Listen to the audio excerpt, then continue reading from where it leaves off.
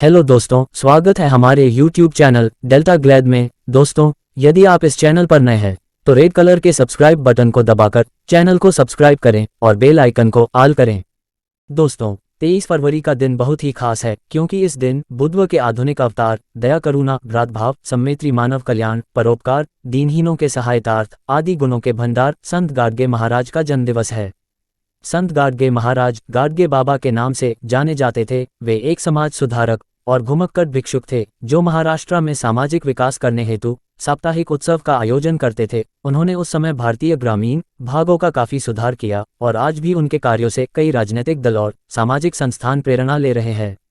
उनका वास्तविक नाम देवीदास डेबूजी था। महाराज का जन्म महाराष्ट्र के अमरावती जिले के अंजनगांव, सुरजी तालुका के ग्राम में एक धोबी परिवार में हुआ था। वे एक घूमते फिरते सामाजिक शिक्षक थे। वे पैरों में फटी हुई चप्पल और सिर पर मिट्टी का कटोरा ढककर पैदल ही यात्रा किया करते थे और यही उनकी पहचान थी। जब वे किसी गांव में प्रवेश करते थे तो वे तुरंत ही गटर और रास्तों को साफ करने लगते और काम खत्म होने के बाद वे खुद लोगों को गांव के साफ होने की बधाई भी देते थे। गांव के लोग उन्हें पैसे भी देते थे और बाबाजी उन पैसों का उपयोग सामाजिक विकास और समाज का शारीरिक विकास करने में लगाते थे। लोगों से मिले हुए पैसों से महाराज गांवों में स्कूल, धर्मशाला, अस्पताल और जानवरों के निवास स्थान बनवाते थे। गांवों की सफाई करने के बाद शाम में वे कीर्तन का आयोजन भी करते थे और अपने कीर्तनों के माध्यम से जन जन तक लोकोपकार और समाज कल्याण का प्रसार करते थे। अपने कीर्तनों के समय वे लोगों को अंधविश्वास की भावनाओं के विरुद्ध शिक्षित करते थे। अपने कीर्तनों में वे संत कबीर के दोहों का भी उपयोग करते थे। संत गाडगे बाबा सच्चे निष्काम कर्मयोगी थे। महाराष्ट्र के कोने कोने में अनेक धर्मशालाएं, गौशालाएं, विद्यालय, चिकित्सालय तथा छात्रावासों का उन्होंने निर्माण कराया।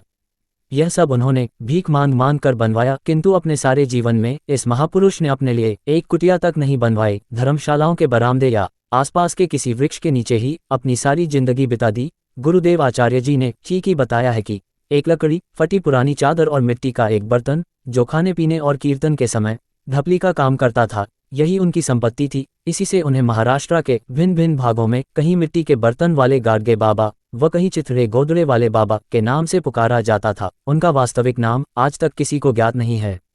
महाराष्ट्र सहित समग्र भारत में सामाजिक समरता, राष्ट्रीय एकता, जन जागरण एवं सामाजिक क्रांति के अविरत स्रोत के उद्वाहक संत गाडगे बाबा का जन्म 23 फरवरी सन 1876 को महाराष्ट्र के अकोला जिले के खासपुर गांव महाशिवरात्रि के पावन पर्व पर बुधवार के दिन धोबी समाज में हुआ था। बाद में खासपुर गांव का नाम बदलकर शेंगांव कर दिया गया। गाडगे बाबा का बचपन का नाम डेबूजी था। संत गाडगे के देव सदृश सुंदर एवं सुडौल शरीर, गोरा रंग, उन्नत ललाट तथा प्रभावशाली व्यक्तित्व के कारण लोग उन्हें देख कहकर पुकारने लगे। कालांतर में यही नाम अपभ्रंश होकर डेबूजी हो गया। इस प्रकार उनका पूरा नाम डेबूजी झिंगराजी जानोका हुआ। उनके पिता का नाम झिंगरजी, माता का नाम साखुबाई और कुल का नाम जानोका था। गौतम बुद्ध की भांति पीड़ित मानवता की सहायता तथा समाज सेवा के लिए उन्होंने सन 1905 को गृह त्याग किया। एक लकड़ी तथा मिट्टी का बर्तन, जिसे महाराष्ट्र में गाडगा लोटा कहा जाता है, लेकर आधी रात को घर से निकल गए। दया, करुणा, भ्रातृभाव, सम्मेत्री, मानव कल्याण, परोपकार, दीनहीनों के सहायतार्थ, आदि गुणों के भंडार, बुद्ध के आधुनिक अवतार डेबूजी सन 1905 में गृह त्याग से लेकर सन 1917 तक साधक अवस्था में रहे। डेबूजी हमेशा अपने साथ मिट्टी के मटके जैसा एक पात्र रखते थे। इसी में वे खाना भी खाते और पानी भी पीते थे। महाराष्ट्र में मटके के टुकड़े को गाडगा कहते हैं। इसी कारण कुछ लोग उन्हें गाडगे महाराज तो कुछ लोग गाडगे बाबा कहने लगे और बाद में वे संत गाडगे के नाम से प्रसिद्ध हो गए। गाडगे बाबा डॉक्टर अंबेडकर के समकालीन थे तथा उनसे उम्र में 15 साल बड़े थे। वैसे तो गाडगे बाबा बहुत से राजनीतिज्ञों से मिलते जुलते रहते थे, लेकिन वे डॉक्टर अंबेडकर के कार्यों से अत्यधिक प्रभावित थे। इसका कारण था जो समाज सुधार संबंधी कार्य वे अपने कीर्तन के माध्यम से लोगों को उपदेश देकर कर रहे थे, वही कार्य डॉक्टर अंबेडकर राजनीति के माध्यम से कर रहे थे। गाडगे बाबा के कार्यों की ही देन थी कि जहां डॉक्टर अंबेडकर तथाकथित साधु संतों से दूर ही रहते थे, वहीं गाडगे बाबा का सम्मान करते थे। वे गाडगे बाबा से समय समय पर मिलते रहते थे तथा समाज सुधार संबंधी मुद्दों पर उनसे सलाह मशविरा भी करते थे। डॉक्टर अंबेडकर और गाडगे बाबा के संबंध के बारे में समाजशास्त्री प्रोफेसर विवेक कुमार लिखते हैं कि आजकल के दलित नेताओं को इन दोनों से सीख लेनी चाहिए। एक दिन ढेबू जब खेत के अनाज की फसल पर बैठे पक्षियों को भगा रहे होते हैं, उस समय वहां से एक साधु गुजरता है। साधु उसकी हरकत को बड़े कुतूहल से देखता है। वह ढेबू से पूछता है, क्या वह उस अनाज का मालिक है? ढेबू को एकाएक जैसे बोध होता है कि वह क्या है, कौन है, जगत क्या है, समाज क्या है और फिर धेबू घर छोड़ देता है, वह निकल पड़ता है। इन सब सवालों के उत्तर जानने वह पैदल यात्रा करता है। एक गांव, फिर दूसरा गांव, तीसरा गांव, चौथा, पांचवा, वह निरंतर चलता है और फिर उसके हाथ में आती है झाड़ू। उसकी खोज पूरी होती है। झाड़ू से वह इस निष्कर्ष पर पहुंचता है कि उसके आसपास जैसा है ठीक नहीं है, सफाई की जरूरत है, लोगों को उनके घर परिवार की, उनके दिमाग के नालियों की। वह झाड़ू पकड़ता है और शुरू हो जाता है लोगों के घर के सामने गंदी नालियों की सफाई करने। धेबू के अनुसार ये कीचड़ से भरी गंदी नालियां ही हैं जो लोगों की सोच को गंदा रखती है। अगर लोगों के घर आंगन के सामने की इन गंदी और बदबूदार नालियों की सफाई की जाए तो हो सकता है लोगों की सामाजिक सोच बदले।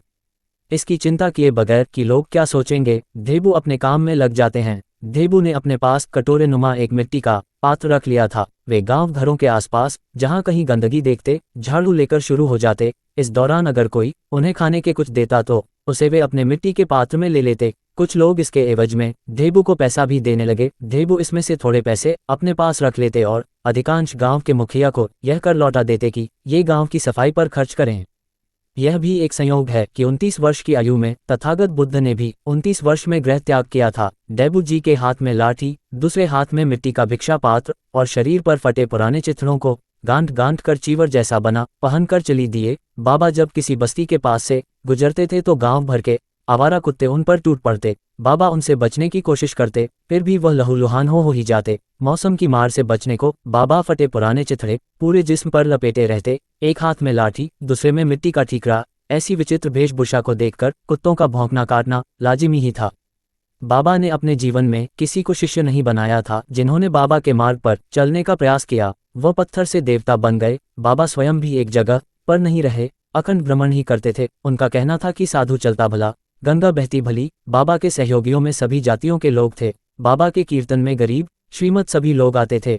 पैसे वाले डिब्बे भर भर कर रुपए लाते और दान कर भोजन करके चले जाते। कंगाल भूखे पेट आते और कीर्तन सुनकर चले जाते थे। बाबा को यह बात पसंद नहीं थी। 7 दिन का नाम सप्ताह और आखिरी दिन अन्नदान भंडारा करने के लिए बाबा कहते थे। कबीर कहते थे, कबीर कहे कमला को 2 बातें लिख लें, कर साहिब की बंदगी और भूखे को कुछ दें। संत गाडगे जी की 13 दिसंबर 1956 को अचानक तबीयत खराब हुई और 17 दिसंबर 1956 को बहुत ज़्यादा खराब हुई। 19 दिसंबर 1956 को रात्रि 11 बजे अमरावती के लिए जब गाड़ी चली तो गाड़ी में बैठे सभी से बाबा ने गोपाला गोपाला भजन करने के लिए कहा। जैसे ही बलगांव पीढ़ी नदी के पुल पर गाड़ी आई, बाबा मध्य रात 12:30 बजे अर्थात 20 दिसंबर 1956 को ब्रह्मलीन हो गए।